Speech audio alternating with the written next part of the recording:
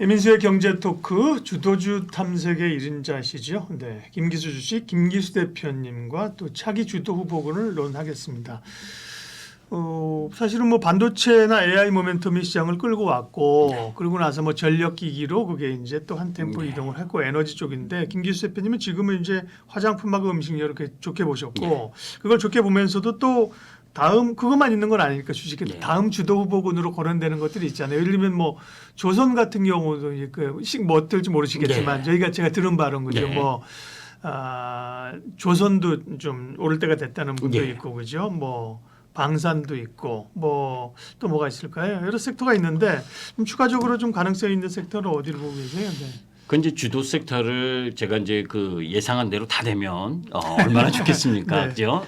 그런데 사실 시장은 그렇지가 않는 경우가 많고 그런데 이제 제가 주도 섹터 부분을 나름대로 공부하고 기술적 흐름이나 그러니까 매일매일 공부를 해야 돼요. 사실은 제가 유튜브를 보시는 분들에게 하나 말씀을 꼭 드리고 싶은 건 지금 제가 생각하고 있는 또 모든 이들이 유튜브를 통해서 좋아하고 괜찮다고 생각하는 건 지금의 현 상황이나 지금의 추이가 이어질 때인 겁니다. 그렇죠. 그죠? 어느 정치적인 변수나 아니면 산업의 변수 뭐 이런 부분들이 진행이 되면 그것에 대응을 해야 되는 것이 주식 시장인 거죠. 예를 들면 뭐 오늘 나오는 한미반도체 같은 경우 독야청청 갔는데 뭐 어쨌든 경쟁자가 나온다고 하면서 주가가 이제 급락을 했잖아요. 그러면 맞습니다. 이제 그게 사실인지 아닌지를 그때 다시 또 판단을 하고 스타트를 해야 된다는 말씀이신 거잖아요.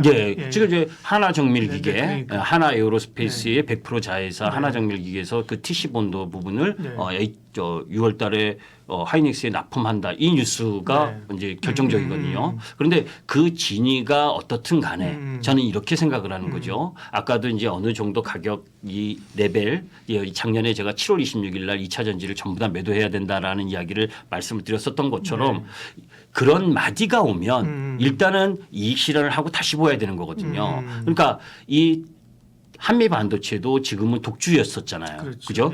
그런데 지금의 매출과 영업이익 가지고는 16조인 시가총액을 설명할 수가 없습니다. 그건 이제 계속해서 향후에 5년, 10년 동안 독주 체제를 이어가고 증설을 개칠 공장까지 증설한 게 계속 들어가고 이런 부분이었을 때 가능한 거거든요. 그런데 지금 이런 경쟁 상대가 나타난다는 건 우리가 생각을 해보시면 이거죠. 치킨 잘 팔리면 동네에 치킨집들 계속 생기잖아요. 그죠? 지금 TC본도 그 잘 나가는 부분을 가만히 있을까요? 그죠? 엔비디아도 마찬가지입니다. 엔비디아 AI 칩이 가장 좋지만 그죠? 지금 빅 매그니피센트 7 종목 부분이나 또 뭐 애플도 강화하고 있고 자체 AI 칩을 계속 만들게 되면 엔비디아의 범위도 마켓도 줄어들 수 있는 거거든요. 잘 나가는 산업. 다만 이제 그 산업 자체가 계속 커지니까 그죠? 그런 부분을 염두에 두신다면 좀 조심할 필요가 있는 거죠. HBM 쪽 부분에 있어서는. 그 얘기하려고 했던 건 아닌데 맞습니다. 시장의 흐름을 항상 주도주를 쫓아갈 때는 면밀하게 상황 변화를 재분석해봐야 된다. 얘기하면서 그 얘기 나온 거예요. 다시 올려 돌아가는데. 제가 주식 얘기하면 좀 엉뚱한 얘기도 많이 합니다. 그래서 우리가 어쨌든 차기 주도 후보군이 뭐냐 이 얘기하다 이렇게 된 거거든요. 그래서 이제 지금 저는 아직은 한 6월 그리고 2, 4분기 실적이 나오는 타이밍까지는 화장품과 음식료가 주도할 거라고 봅니다. 그런 가운데에서 이제 그나마 지금 5월 수출 실적으로 바라봤을 때 자동차 자동차 사실 뭐 현대차나 이 기아 이런 경우에는 이 저 PBR 밸류업 프로그램 요쪽 부분하고도 맥을 같이 하고 거기다가 이제 주주 환원율 사실 그 인도법인 현대차 같은 경우에는 이 인도법인 IPO 여기가 이제 34조 6천억 정도 되거든요. 그때 이제 투자 자금을 조달하고 일정 정도 특별 배당이나 이런 부분의 가능성이 있고 또 5월 달 미국 판매법인이 뭐 역대 최고치라고 할 만큼 전기차 판매 부분도 양호하고 전기차 판매량이 42% 증가했어요. 그러니까 저는 내연기관 차이면서 향후에 테슬라를 대항할 전기차 이쪽으로 차근차근히 기술력을 발휘해가고 있는 부분이 현대 기아차 요 부분이라고 보고 있기 때문에 현대차는 꾸준히 좀 살펴볼 필요가 있다 이런 말씀을 드립니다. 네, 자동차. 네. 그런 점으로 봤을 때는 아까 밸류업 지금 얘기가 나온 예. 김에 그럼 금융주는 별로 관심 대상이 아니십니까? 네. 사실 금융주는 네네. 배당이나 이제 이런 흐름 부분들 예. 그리고 이제 저도 이제 사실 그 삼성물산이나 뭐 이런 이 저PBR과 관련돼서 밸류 프로그램과 관련된 매매를 했었는데 네. 은행주가 뭐 저평가라는 건 다 알고 있잖아요. 그런데 아까도 이제 말씀드렸던 거하고 비슷합니다. 네. 왜냐하면 여러분들이 그 금투세나 이런 부분들을 시행을 했을 때 이 대형성 종목 부분들이 그 이제 보유하고 있었던 기존의 이제 개인 투자가들이 배당을 위해서 투자를 하는 쪽으로 금융주를 많이 매매를 하시는데 네. 그게 이제 금융주를 매매하신다는 건 장기적이고 자산이 좀 크고 변동성이 좀 작고 이런 부분들이 많이 들어가시잖아요. 그런 부분들이 금투세에 걸릴 수 있는 가능성이 큰 분들이 많죠. 그것에 대한 부담이 있기 때문에 저는 은행주는 외국인끼리 열심히 잘하시라고. 네. 예, 알겠습니다. 좋네요. 이번 흐름 아까 주도주 얘기는 화장품 음식료 당분간 얘기하셨으니까 네. 가능성 있는 후보들을 제가 여쭤보면 네. 윤 대표님께서 그거는 뭐 얘기된다. 혹은 뭐 이거는 리젝하시면 네. 좋을 것 같아요. 그러면 자동차는 이제 좋게 보셨고 바이오는 안 여쭤보는 게 좋을 것 같고 친환경이 요즘 좀 움직였어요. 왜냐하면 전력기기가 하면서 그죠? 친환경도 태양광 하나솔루션도 굉장히 움직였잖아요, 그죠? 네. 하나솔루션이나 CSND나 친환경은 좀 얘기가 됩니까? 아니면 반짝 상승으로 보십니까? 이제 일단 친환경 쪽에서 아까도 말씀드렸지만 이제 트럼프도 친환경 쪽을 많다. 네. 그런데 이제 이 중국 공급의 과잉 부분 그게 해소되기 전까지는 태양광이나 풍력 쪽이 조금 어렵다. 그죠? 특히 이제 풍력 부분도 우리나라에서조차 그죠? 가격으로 이제 그 입찰을 하는 부분이 좀 확대가 되면서 그러면 안 되거든요. 일단 이 국가적으로 정책적으로 지원해 줘야 될 이런 산업 부분이잖아요. 향후 이 친환경 쪽 라인 부분은 그럼에도 불구하고 그런 부분이 작용을 하면서 지금 풍력 쪽 시세도 좀 찔끔 반등을 했지만 네. 하나솔루션하고 이쪽 뭐 CS-인드나 이게 좀 반등을 했었어도 시장을 주도하기에는 아직은 아니다라는 쪽입니다. 다만 네. 원전 쪽에 있어서는 두산에너빌리티가 미국 시장에서 이주 수출을 하고 또 그 우리 시장도 나름대로 원전을 더 확대하는 흐름 그리고 충분히 조정도 가격 조정도 받은 상황이고 하기 때문에 두산에너빌리티 정도는 뭐 주도주 쪽까지는 아니겠지만 그래도 지금 가격 레벨에서는 충분히 상승 여력이 있다 이렇게 보고 있습니다. 우주항공 쪽은 사실은 이제 뭐 우주항공청 개청하고 또 뭐 지난주였죠. 정부가 뭐 엄청나게 투자를 한다는데 꽤 먼 기간이었긴 했는데 그죠. 네. 여기는 우주항공은 좋은 거는 이제 국방 우주항공 우주와 방위산업이 이제 결합되어 있는 그런 회사들이 많잖아요. 특별히 하나그룹 같은 경우. 네. 그런 쪽은 좋게 보세요. 네. 저 이제 우주항공청 요거 이제 그거는 네네네. 도표가 있기 때문에 네네네. 한번 보면 네. 5월 27일 날 경남 사천에서 개청을 네. 했죠. 네네. 그래서 이제 일정 정도 그 이전에 좀 시세가 조금 움직였었고 예. 그런 가운데에서 요거는 단기적인 움직임은 아니죠, 사실은. 예. 자, 그 우주산업 밸류체인 관련 부분은 이제 넘어가도록 하고 이제 K 방산과 연결해서 한번 보도록 하면 이제 우리나라가 우리나라 방산 수출 수주금액 추이를 보게 되면 2023년 약 135억 달러, 2022년 173억 달러 대비 2023년은 감소했습니다. 그래서 이제 좀 주춤했었던 부분도 있었고 사실 그동안 그 2000년 이후 20년 동안 방산 수출 금액이 17억 달러였었는데 그게 100억 달러 넘어서고 막 난리 나면서 지금 수지가 들어오다가 잠깐 멈춤거린 게 2023년이다. 그런데 지금 나토 회원국의 GDP 대비 국방 예산 지출 이 가이드라인이 2%대고 2%대 못하는 기업도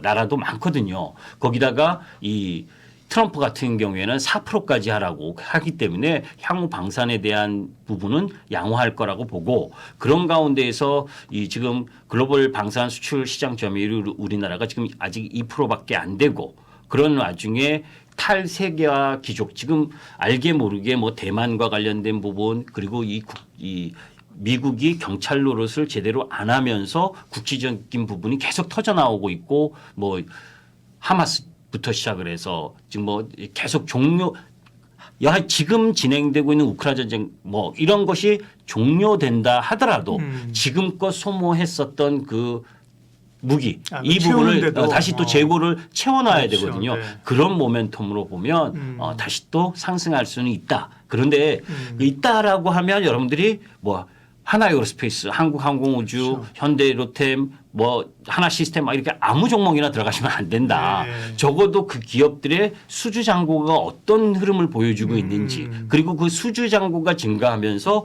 영업이익률이 증가하는 그런 개별 기업의 흐름들을 보고 결정을 할 필요가 있는데 그 중에는 하나에어로스페이스가 가장 수주 그리고 영업이익률 측면에서도 가장 좋다. 이렇게 보시면 되겠습니다. 맞아요. 계속 얘기하는 게 어떤 섹터가 어떻게 보면 중요한 게 아니고 그죠? 그 안에서 그 기업이 그런 내용들을 충분히 가지고 있느냐가 사실 훨씬 더 중요한 거죠. ETF를 사지 않는 이상 그죠? 네, 맞습니다. 네, 그러니까 이제 ETF를 사면 괜찮은데 그러니까요. 개별 기업을 살 때는 저는 이제 그때 이제 네. 이야기하는 게 악마는 디테일의 차이가 있다. 아, 맞아요. 그죠? 그 네. 산업이나 종목 부분을 공략을 할 때 네, 네. 반드시 그런 부분들을 그러니까요. 점검을 해야 된다라는 말씀드립니다. 어떤 섹터가 해서 좋다고 해서 뭐 예전에 유명했던 섹터 샀는데 계속 딴 건 올라가는데 뭐 길 수 있잖아요. 예를 들면 뭐 LG생공 같은 경우 대표적인 거고 그러죠. 네. 그런 어려움이 좀 있을 수 있습니다. 네.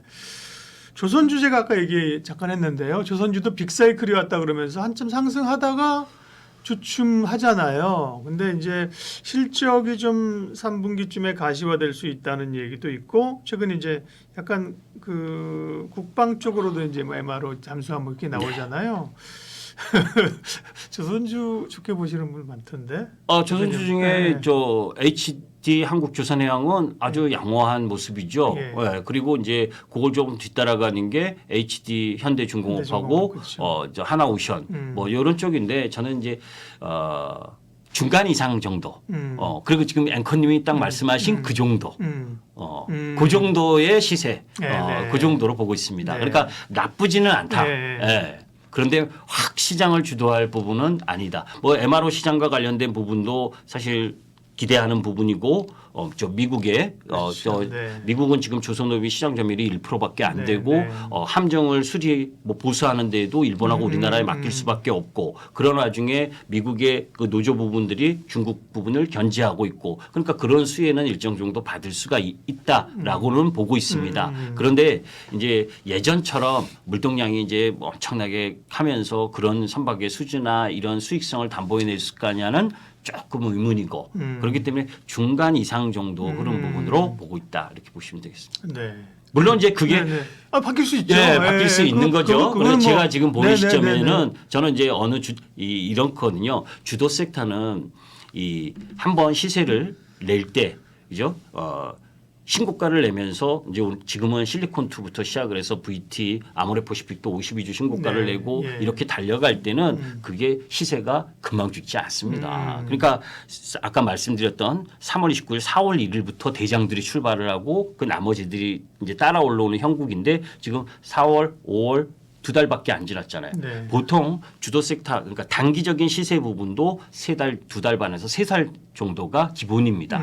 그리고 나서 이제 조금 기간 조정과 가격 조정을 보이다가 그 다음 이 실적 개별 실적이 이 부분보다 더 좋게 나오면 또 2달 반, 3달을 가게 되는 거거든요. 그러니까 그런 흐름들로 봤을 때 아직은 아직 주도주 그리고 아까 시장 전반 흐름을 말씀을 드렸을 때 예. 미국 시장이 갑자기 금리 인하를 빨리 한다. 그러면 섹터가 좀 바뀔 겁니다. 그러니까요. 예. 그런 상황이 아니라면 네. 지금처럼 9월이나 11월 이쪽으로 밀려져 있는 상황이라면 이 주도 섹터가 조금 더 크게 움직일 가능성이 높다. 오늘은 조선, 자동차 이런 쪽이 상승을 좀 크게 했었던 부분은 5월 수출 실적 영향이다. 네. 라고 보시면 되겠습니다. 주도주 얘기를 하면서 뭐 말씀하시는 거 그 정도는 이제 뭐 저나 우리 방송 보시는 분들이 다 이해합니다. 예를 들면 지금 주도주 좋다는데 1년 후에 이거 안 갔는데 이러면 안 되는 거죠. 그렇죠? 그렇죠. 3개월, 6개월의 패턴 흐름들을 가면서 계속 주도주로서 에너지를 머금고 실적을 가지고 가느냐. 그죠? 네. 아니냐를 따져봐야 되는 거고 네. 그런 섹터가 3개월, 6개월이면 또 새로 나올 가능성도 충분히 있으니까 그거 그러면은 네. 우리 앵커님이 전문가 하셔도 되겠어요. 그거는 이렇게 말씀하셔도 우리가 다 알아먹으니까 걱정 안 네. 하셔도 되고요. 그러면 섹터 얘기 가운데 혹시 해주실 거 있으면 해주고 없으면 제가 마지막으로 엔터 얘기 좀 뭐 여쭤보고 끝내려고 해요. 네. 엔터 얘기 할까요? 네, 하시죠. 뭐. 그러니까 엔터주는 왜냐하면 물론 겁나 사실 많이 빠졌어요. 노이즈도 있었는데 네. 그래도 기대감이 많은데 아까 주도주 살짝 얘기하시면서 엔터 미디어 쪽은 뭐 아니라는 쪽으로 살짝 말씀을 하신 것 같아가지고. 네. 저는 이제 그 K-팝 얘기하면서 그죠? K-팝과 관련해서 그동안 이제 사실 공연 수익이 아니라 앨범 수익이 컸잖아요. 네, 거기다가 네. 이제 또 그 뭔가요? 카드 굿즈 같은 거 이런 예, 거. 뭐 네, 해가지고 네. 그러면서 일단 좀 과하게 음.